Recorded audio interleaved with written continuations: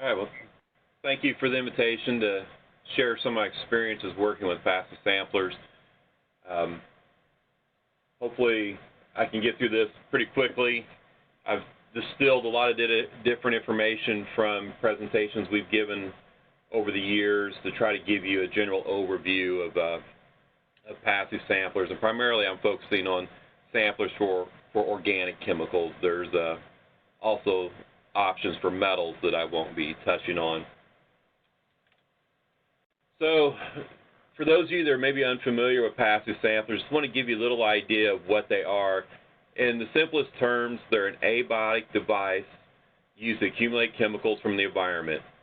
They're considered to be passive because they have little to no moving parts, they don't require power to operate, and they can sample over prolonged durations from hours to days to months.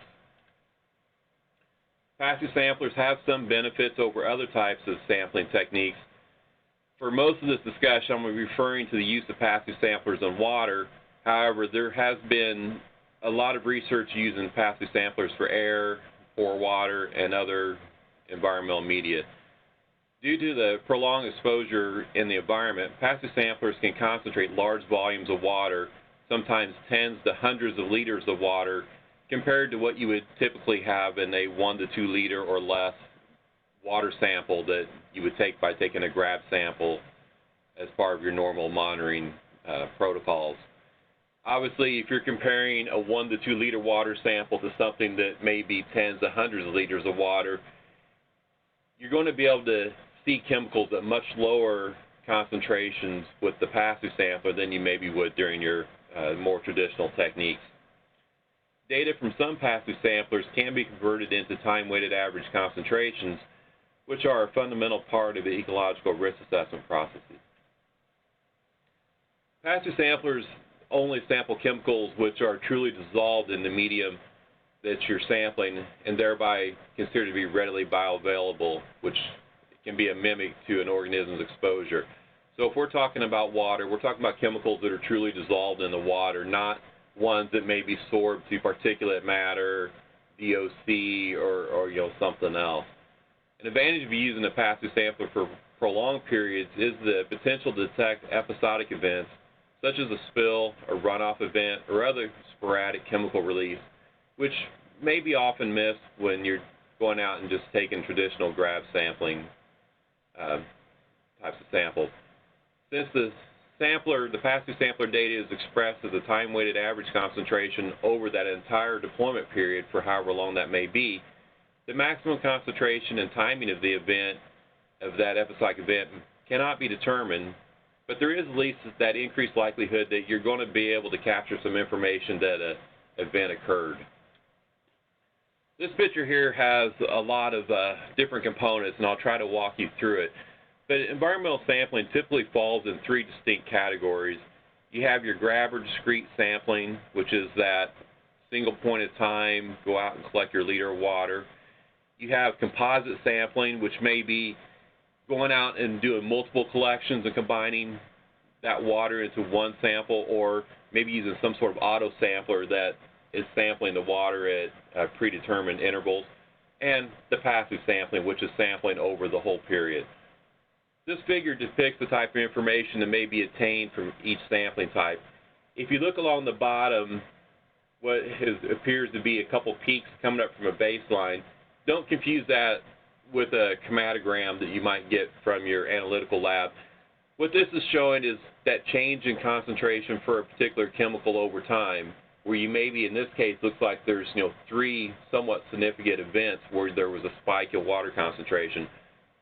If you're just taking a grab sample, depending on where the timing of that grab sample, you may be, as the one arrow shows, collecting it when that concentration is low. And at that point, you can see you're far below that dashed line across the middle, which is the method detection limit for that analysis. Maybe you're lucky and you actually collected your grab sample when you had that concentration peak. So then you would have detected it because it was above that MDL, that method detection limit. With the composite sample shown by the 6 downward arrows, you're sampling over time, multiple samples combining, you're kind of integrating across a couple little small peaks. So there's a chance that maybe you will have had to accumulate enough sample that you would be able to detect that chemical. You compare that to the passive sampler, which is sampling over this whole time period. And again, the data from the passive sampler is more of a time-weighted average concentration, which is represented by that red line. So you're integrating across those big peaks. You're also integrating across that low sample concentration. And that gives you an increased chance of what that time-weighted average concentration is, may then be above your detection limit. Initially, many passive samplers from environmental monitoring studies were developed as a surrogate for biotic sampling, especially, fish. Besides the inherent difficulties of going out and capturing a fish, it's a lot of work on the lab side to process and analyze biota just to get the chemicals of interest separated from those inherent matrix complexities of a living organism. This is where an advantage of a passive sampler can somewhat come in. For one thing, passive samplers hopefully don't move. Wherever you put them in the water, if you do a good job deploying them, they'll still be there when you come back, unlike a fish that might be swimming all over the place. With a lot of biota, you have issues of they can metabolize chemicals, they can excrete chemicals over time. I mean, that's just part of the body's normal function. With the passive sampler, in general, chemicals are retained. Now, there are some that will be lost back to the water or could potentially degrade, but in general, chemicals are retained. The other nice thing with the passive sampler, you just have one sample to analyze, unlike an organism that you may have to analyze multiple tissues to be able to get that full picture of exposure. However, it's important to remember that passive samplers are only sampling from the dissolved phase, and therefore they may not provide a full assessment of exposure of an organism, as that organism is also ingesting particulate-bound chemicals and can have multiple routes of exposure. This slide here is just to kind of give you a very brief comparison. If you look in the upper left, there's two chromatograms shown here. One was caged mussels, and the other is the SPMD passive sampler that was deployed side by side. Without worrying about what all these different peaks are, you can just see the complexity of the SPMD in the first half, all these different peaks which are representative of different chlorinated organics, that only some of which are showing up in the mussel. And it's likely due to most of these, they're lower molecular weight organics, so they're more readily metabolized and excreted from the organism, which is why you're not seeing them necessarily in that muscle tissue. When you do look at the figure in the bottom, on the bottom right, comparing mussels and SPMDs for a select 4 pesticide, you see in general there's pretty good agreement. So in this case here, this is an example where the passive sampler was a good surrogate for some of these chemicals in the biological tissue. There's another study, and I'm just going to show you 2 examples of many that's been done, where SPMDs, caged fish, and water were all collected from the same site and analyzed concurrently. When principal component analysis was performed on this data, you can see here in the one circle that the caged fish and the SPMD data matched very well. So in this case, it was another example where the passive sampler could be used as a surrogate to either a wild or caged organism for assessing exposure. When we talk about uptake into a passive sampler, in general, accumulation of a chemical follows first-order kinetics, which is represented by this curve, where you have a linear phase followed by a curvilinear phase, and then eventually you're approaching equilibrium. Under first-order kinetics, uptake and elimination rates of a chemical are independent of the actual concentration of that chemical in the environment. When we talk about passive samplers, they generally fall within 2 different types, either equilibrium or integrated passive samplers. Equilibrium samplers, generally they reach equilibrium with the surrounding media, water, air, whatever, very quickly, resulting in a much shorter exposure time. So you may be talking like hours to days, maybe weeks at the longest for your exposure. They generally have a very low capacity for accumulating chemicals, which is why they reach equilibrium quickly. With these samplers, data is generally most representative of the latter stages of the deployment, because this sampler is continually trying to adjust to maintain equilibrium with that surrounding environment. So you're going to have the most accurate picture of conditions right at the end, as opposed to maybe what the conditions were at the very beginning of your deployment. Generally, when you're talking about equilibrium samplers, applications are for groundwater and sediment pore water, sometimes air, but there are some studies where they're used for surface water. General examples of types of equilibrium samplers are the solid phase microextraction, the SPME fibers, polymers on glass, or various other types of diffusion samplers. When sampling surface water, generally integrative samplers are the ones that are most frequently used for organics. With an integrative sampler, the idea is to try to target that initial phase, that linear phase of uptake, and they're going to sample for much longer periods, weeks to months. Most people typically sample for a month, maybe two at most. These longer deployments result in a larger equivalent of water being sampled, but that also means you get the increased risk of loss due to floods or whatever may happen in the field, and there can be a reduction of sampling over time due to buildup of biofilms or some chemicals moving from one uptake phase to another. So they may go from the linear phase to the curvilinear, or maybe be approaching equilibrium. Depending on what you're analyzing for, maybe a common class of chemicals, it's very likely you're going to have some chemicals that may be in that linear phase, and there may be others in the equilibrium phase. For example, if you're sampling petroleum chemicals, the naphthalenes are going to reach equilibrium fairly quickly, sometimes days, weeks at most. Whereas the larger petroleum chemicals, for example, chrysines, they may not reach equilibrium for months to years. Integrated samplers generally have a large capacity for retaining chemicals, which is why they're able to stay in that linear integrative phase for a much longer time. As I said before, generally we're talking about surface water measurements, but also air and occasionally groundwater or other applications, these type samplers. A few examples of integrative samplers could be the SPMD, the POCIS, chem catchers, polyethylene or silicone strips are probably some of the most common ones. So two of the widely used passive samplers are the semi-permeable membrane device, the SPMD, and the polar organic chemical integrative sampler.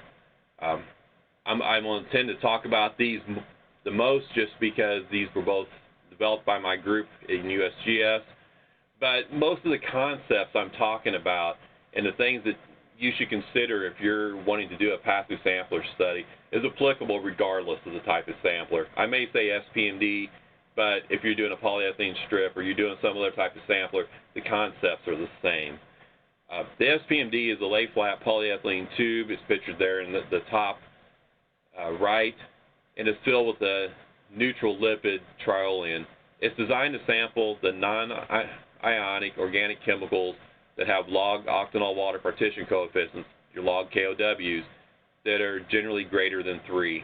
The SPMDs has been used globally since its development in the early 90s, and it's useful for sampling both water and air, although the air side has not been used nearly to the extent of the water application. The POCIS consists of a solid phase sorbent held between two polyether sulfone membranes. Typically, the sorbent used is Oasis HLB, which is a commonly used solid phase extraction sorbent in many environmental sampling programs. Depending on the application, that sorbent can be changed to something else to increase the retention of targeted chemicals. If you're dealing with very ionic chemicals, you might want to change that sorbent to an ion exchange resin. It gives you some flexibility with some options. POCIS are designed to sample the moderate polar to polar organic chemicals. Generally, we're looking at chemicals with log KOWs less than 4. Examples of common chemical classes sampled by both SPMDs include the more legacy and regulated contaminants such as PAHs, PCBs, the PBDE, flame retardants, the chlorinated pesticides, dioxins, and furans. With POCIS, we're looking at more so-called emerging contaminants, fragrances, hormones, pharmaceuticals, illicit drugs, current use pesticides, not on the list, but it has had increased interest recently is the perfluorinated, the PFAS type surfactants. A lot of times chemicals that are related to either wastewater or industrial releases. Also, beyond just doing chemical analyses in these extracts, it's fairly common with pass-through samplers to take extracts and have them screened by either in vivo or in vitro bioindicator tests to determine the toxicity or other biological impact of the sampled chemicals. Now, when we really try to understand, how does a chemical go from the air or the water into the pass-through sampler, we have to need to think about, what's that transport and what are the barriers a chemical has to move through to be actually sampled. This figure sort of depicts barriers that a chemical has to go through, including a thin stagnant layer of water at the membrane surface. There's a buildup of a biofilm that can occur at the membrane surface. The membrane itself is a barrier. A chemical has to diffuse through that membrane to get inside the device. And then the sequestering medium, whether it's a sorbent or it's a lipid or whatever it may be, there's some barrier to getting that chemical in there. All of these will affect the rate a chemical is sampled at.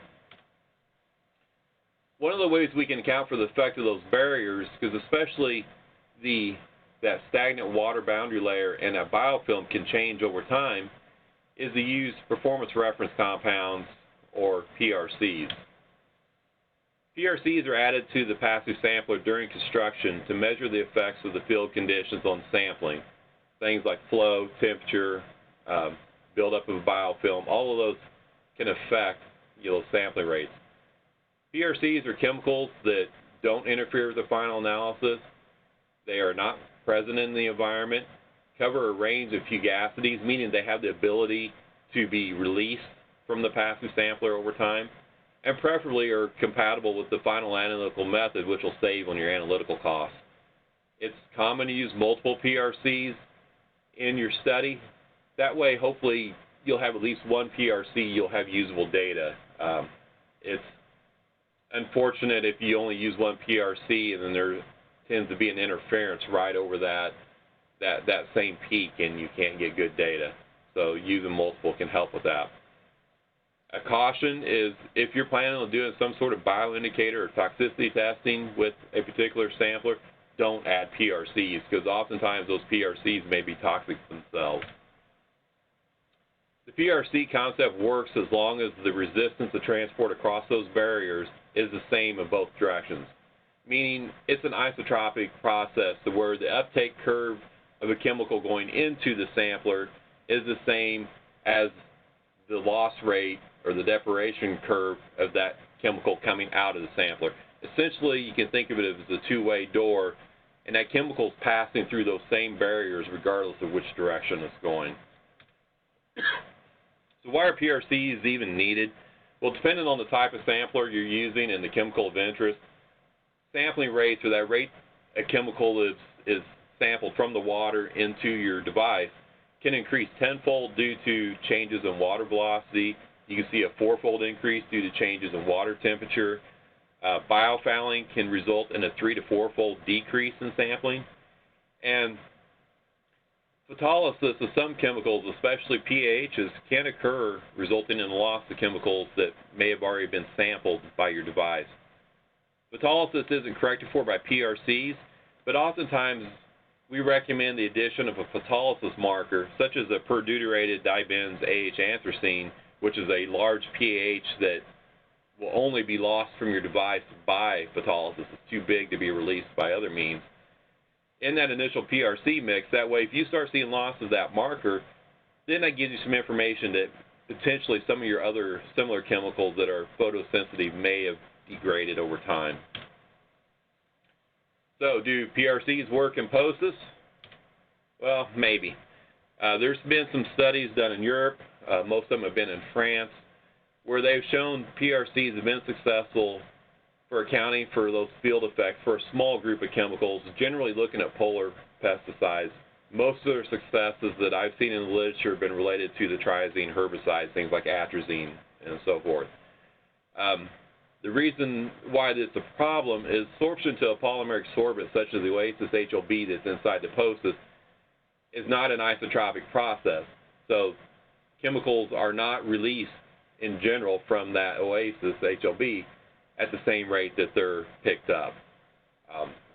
There's been some studies where they've looked at pharmaceuticals and other types of classes, and it's generally been with mixed success.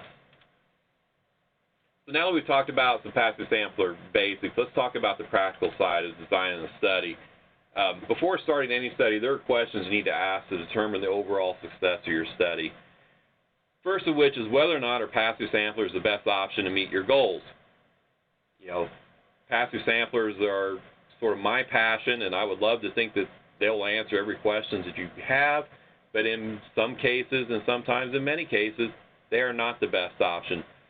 So understanding what the passive sampler can do for you and whether or not it's the best option is, you know, the first question you need to ask. It's important to have discussions with your lab to make sure they can perform the analyses. I'll talk a little more about that later. It's also, you need to determine what type of passive sampler and how many you may need to deploy, and that's all based on the chemicals and the potential concentration of those chemicals in the environment that you're targeting. And don't forget about the type of quality control that you need. You know, QC is probably the most important part of any study, and it's equally important for passive samplers to be able to defend your data. Field work is really, it's a very simple process. If you can collect samples of any type, you can deploy and retrieve a passive sampler, but there are considerations that must be made in order to successfully put that passive sampler out and expect it to be there after prolonged periods. I'm just going to provide you with a couple tips here. You know, I have other presentations and information that I've given and can have available that really covers some very different tips for different types of considerations. Basically, if you're sampling water, you only want to sample the water. You don't want to sample air. So it's important you pick a deployment site that has sufficient depth so your device remains submerged at all times. I'm in the Midwestern part of the United States. A lot of work that we do is sampling rural streams, many of which are very shallow. And depending on the time of year, obviously, you know, during the summer, water levels can drop. And so it's important you pick spots that you're somewhat assured the water level is not going to drop to the point that your passive sampler is exposed to air. If it becomes exposed to air, it's impossible to determine what, if any, chemicals were measured from the water versus may have been picked up out of the air. So in reality, your data is not worth much at that site. Along the same lines, you need to make sure your sampler doesn't get buried in the sediment. If you have, again, a shallow water body, or you're trying to sample near the bottom of your water body, keep that sampler elevated off the bottom if it is some sort of soft material. If it's a rocky stream bed, then fine, you can lay your samplers on the bottom. But something to be concerned about, you don't want them to get buried. I've talked about the photosensitive chemicals, but if it's something that may be of concern and you're sampling in clear waters, be sure to add a photolysis marker to your PRC mix, or try to deploy them in some area that's going to have some sort of shading. The polyethylene membrane that's used in SPMDs and also used by other people that just use polyethylene strips, it's transparent to UV radiation. So any photosensitive chemicals that may be already accumulated in that device, if you have clear waters and bright sun, they can very easily be degraded. Be aware of floating debris and flooding. There's different techniques of securing your samplers in the water that hopefully will increase your success of them still being there when you come back after weeks to months. But the reality, the number one cause of all failed deployments is vandalism. People like to find things in the water and they want to look and see what it is. Best recommendations are try to avoid high traffic areas. If it's easy for you to get down to deploy at that spot, it's probably easy for somebody else to go fishing or swimming or something else in that spot. So do the best to keep your sampler secure and hidden from the general public as possible. As I mentioned a few minutes ago, quality control is a very important part of any program, especially with passive samplers. And just because you have a passive sampler, it can add an additional layer of complexity in some of your considerations. So blanks are a critical part of a passive sampler quality control program, as they should be with any monitoring program. There are many types of blanks that you can use, including fabrication or matrix blanks, laboratory blanks, field blanks, trip blanks, processing blanks, blanks at every step of the process. I mean, you can really get crazy. Probably not necessary to have all of those. At a minimum, you should at least include some number of field blanks and a laboratory blank to your study design. Some samplers, such as SPMDs, that can readily sample air, so the use of field blanks are definitely important in those cases. It's important to realize that no matter how many precautions that you take, you will not remove all traces of potential background contamination from your samples. And this is true regardless of sample type, not just passive samplers. Therefore, it's important to have at least some blanks so you can tell the difference between what's coming in the background versus what's really from the field. A common question that people ask me all the time is, how many blanks should I use? Generally, in the lab, especially if it's an established lab, one laboratory blank should be sufficient. In the field, obviously having a field blank at all sites is best, but that can be very expensive, and with declining budgets, I understand that's not generally possible to do. Most common, people use field blanks at 10 to 20% of their sites, and that at least gives them a good representation of what any potential background may be. An alternative that's used by some people is use what I refer to as a cumulative field blank. And this is a blank that you may open at multiple sites. So if I have 4 sites, I may take one blank, open it at all 4 sites, expose it to the air while I'm doing my deployment and retrieval process. The problem is, with this method, that blank won't tell you if contamination was linked to a particular site, but at least it increases the likelihood that you're capturing that contamination as opposed to just sampling or just exposing at one site and you pick the wrong one. To the extent possible, also recommend performing matrix spikes to determine the percent recovery of your target chemicals from that device. Understanding the recovery of a chemical from the sampler matrix and whatever associated processing that goes on after that is important in understanding the quality of your data. This is especially important with volatile chemicals or non-standard chemicals, which may not have typical recovery rates in the literature. Some studies will publish, expected recovery rates in the literature, but even that doesn't necessarily tell you what may have occurred with the processing of that particular set. So it's not always possible, but it's something to think about. It adds an additional layer of assurance to your data. When people choose a lab for the final analysis, a lot of times that's almost an afterthought, but it ends up being a major hurdle with passive sampling studies. The analysis of a passive sampler extract in reality is no different than any other type of sampler, and sometimes it's easier than analyses with, for example, a tissue or a sediment. It's important that when you're in your study design phase, you start having discussions with your lab so you don't have issues. And some key things to ask are, when that lab is doing their analysis, what internal standards or surrogate chemicals will they add to your extract prior to analysis? It's a common practice by labs to do this, but you need to make sure that whatever the lab may add is not the same chemical that you may be adding as a performance reference compound, a PRC. If you do, then you don't have PRC data, and you've also messed up that lab's ability to do their analysis. Check with the lab, can they analyze the PRCs as part of their methods? And at what concentrations do they prefer to have those PRCs spiked at? And it's great if they can analyze them with the same method of everything else, because then you don't have to pay for 2 analyses.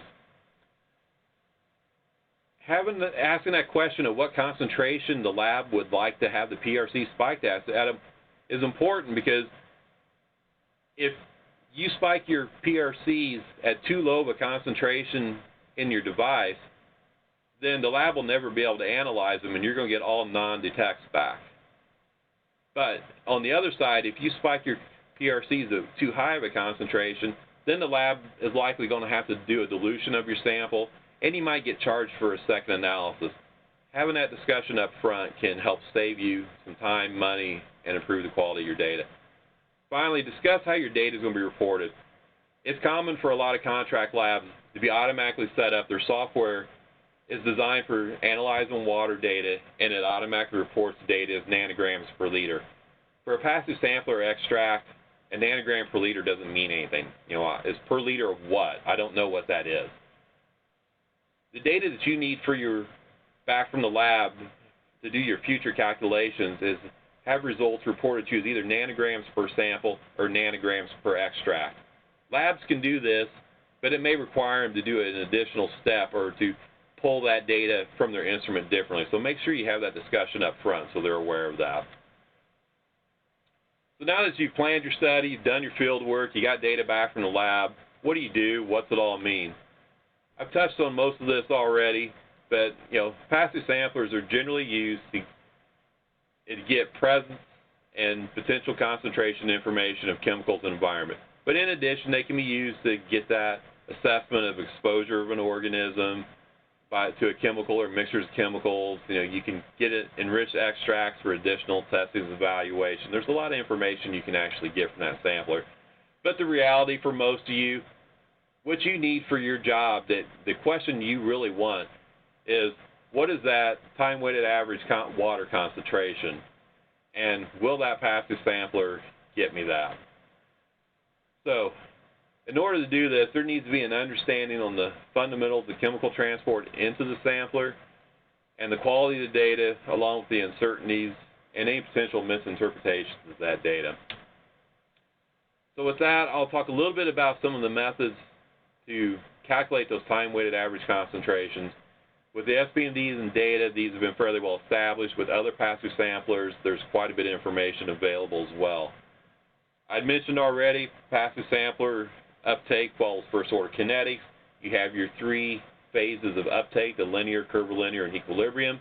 You can see here on this chart there are separate equations for calculating the water concentration, the CW, for each of these phases.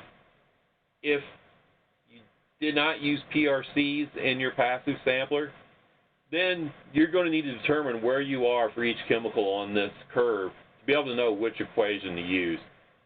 That can be calculated if there are or there have been some experimentally determined sampling rate, an RS value, and from that you can calculate the half time, which is represented in this equation, the T1/2, and you can do your calculation and determine for your deployment period for a particular chemical what part of the uptake curve were you in. With PRCs, a lot of work was done to determine an imperial uptake rate model, which eliminates the need to calculate and figure out where you are on this curve. With this model, it's based on the loss of the PRC over time, a calculated compound-specific effect on sampling rates, which is that alpha value you see there in the middle of the screen, and the chemical's KOW. Now, the calculation is pretty complex. There's something like, it's a 4-step process and 6 or 7 different equations you have to go through to get your result. I didn't want to have to keep doing that, so I developed an Excel spreadsheet to be able to do those calculations for you. On the USGS website, at the URL you see at the bottom of the screen, there are 2 spreadsheets available. One for use if PRCs were part of your study, and this is all SPMDs now for these spreadsheets, and another version if you did not use PRCs. These are set up to try to be simple to the user, to where the user data gets entered in the yellow cells, the water concentrations are shown in the blue cells. There's lots of other kinetic type information on here if you're interested in that, but if you're not, you can just simply look at the blue cells. So for POCIS, sampling or doing these calculations is much simpler. For many of the chemicals that have been evaluated in the laboratory, uptake into the POCIS has been shown to be linear for 28 to 56 days. Therefore, we can use the linear uptake curve where the water concentration, CW, is equal to the amount of the chemical measured in the POCIS divided by the sampling rate divided by how long the POCIS was deployed. There are some chemicals that are the more highly polar chemicals with log KOWs approaching 0.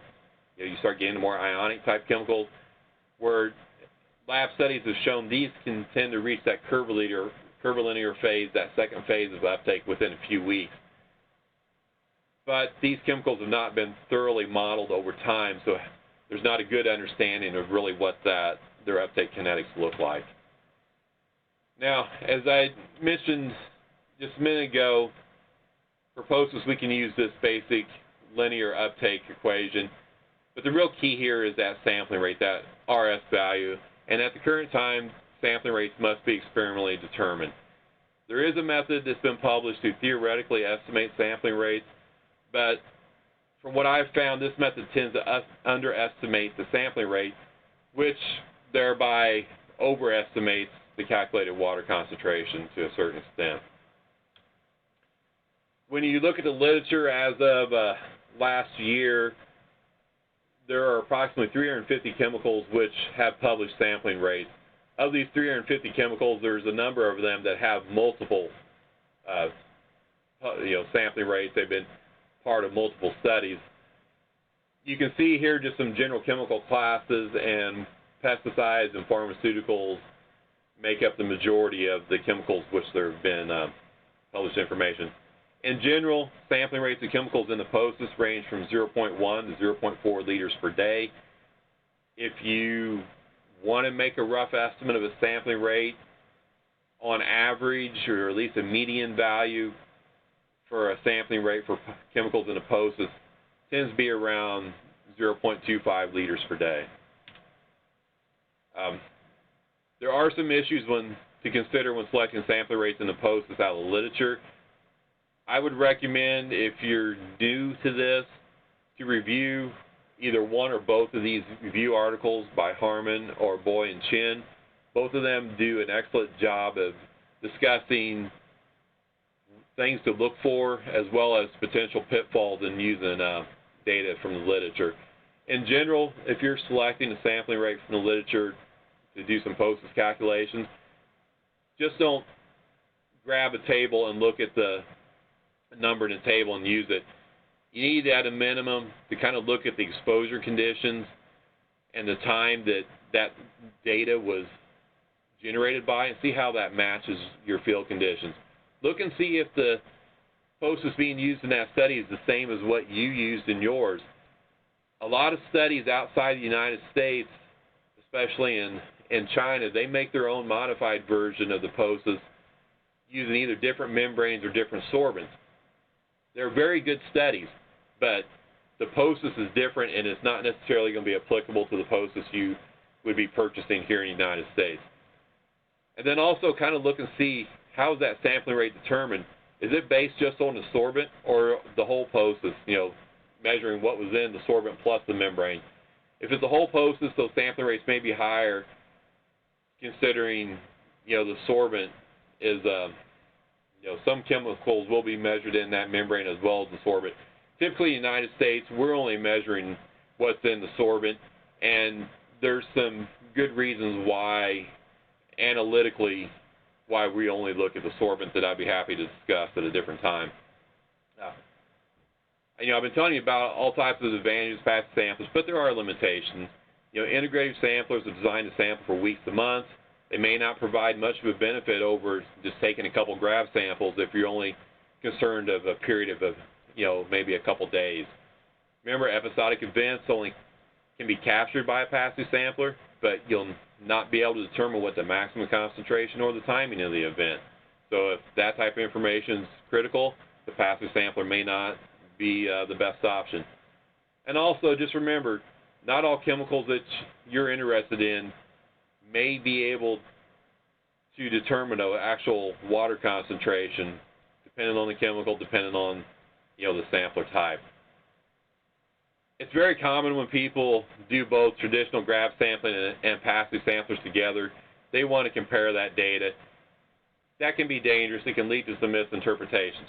Trust me, if the data matches, I'm the first one to show you and say, hey, look how great we are. I got the same numbers as your traditional grab sample.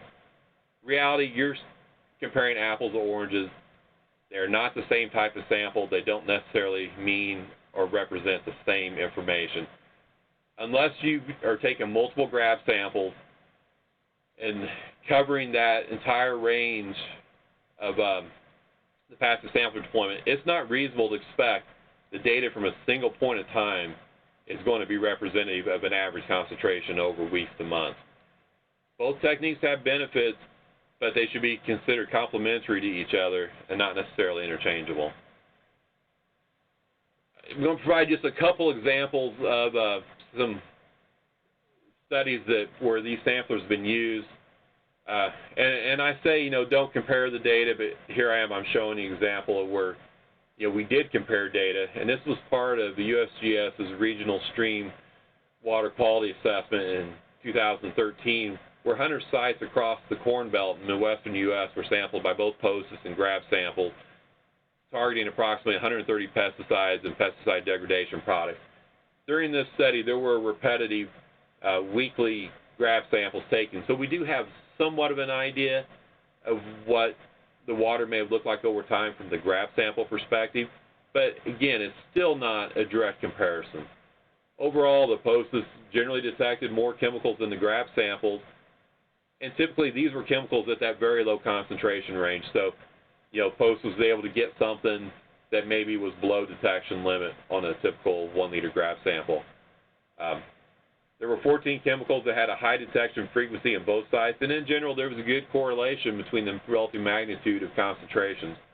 So even though I say they're not the same sample type, hopefully they're going to give you somewhat similar information, and they should. Passive sampler has had a long history in the workplace exposure safety arena as personal dosimeters for determining occupational exposure. So there is some sort of regulatory basis behind using these devices. In the environmental side, the use as monitoring tools is rapidly gaining acceptance, but not so much, regulatory acceptance yet. In the U.S., passive samplers are often viewed as a research tool by federal agencies. Some states have used passive samplers for doing total maximum daily load, TMDL type studies, and also reconnaissance studies. The EU has been conducting some studies to determine the viability of passive samplers for regulatory use, and I believe those are still ongoing. Some examples from the federal government here, the USGS has been using POCIS as part of the National Water Quality Assessment Monitoring Program for the last 6 years. Again, looking mainly at pesticides, but also looking at pharmaceuticals and some other wastewater-related components. SPMDs and POCIS have both been used in contaminant tracking and source studies along the Great Lakes. SPMDs have been used in PCB tracking studies as part of site remediation work. EPA has been used in passive samplers in some of their source water tracking studies. And probably most notably, because this does have legal implications, the Department of Interior's National Resource Damage Assessment and Restoration Program used SPMDs in response to oil spills, including both the Deepwater Horizon spill and multiple spills on the Yellowstone River. So there's examples here of some state agencies that have been using passive samplers. States of Washington, Oregon, and Virginia have been using SPMDs for various monitoring studies. The state of Pennsylvania has been using both SPMDs and POCIS for developing some management plans for aquatic health and drinking water sources. And the state of Florida has proposed using SPMDs and POCIS to get information on emerging contaminants in their watersheds before any potential future regulations may be made. They want to really see what's in their waterway now. Sorry about that. So, if you're sold, you think these things are great, where do I get them? In the United States, for SPMDs and POCIS, there are two sources. One is Environmental Sampling Technologies. They're the commercial vendor in St. Joseph, Missouri. Contact information is there on the screen. You also have the option of working with me as a research collaborator, and where EST, they construct the samplers, they can do the initial extracts, provide the extracts to any laboratory that you wish. With me, as more of a collaborator, I get more involved in the process, from the construction to the processing to the analysis, as well as helping with data calculations and can even help with some of the data interpretation. So with this, I'm going to wrap up. Thank you for your interest in passive samplers and joining this call today. Much of what I covered is discussed in more detail in this USGS document that's on the screen, which is available for free download at the URL there on the right. This information is also part of a 2.5-day passive sampling course that I'm part of that's been offered periodically by USGS. If that's something you're interested in, my contact information is on the screen, and I can get you more information. At this time, I don't know when a course will be offered again in the future. A lot of that depends on interest. And at any time, feel free to contact me with any questions you have. Passive samplers is a big part of my business. I want passive samplers to be successful for your studies as well, regardless of we're working together or not. It makes my life easier if you have a good experience and you go out and tell people how great passive samplers are yourself. With that, I will turn this over to Candace and be happy to answer any questions.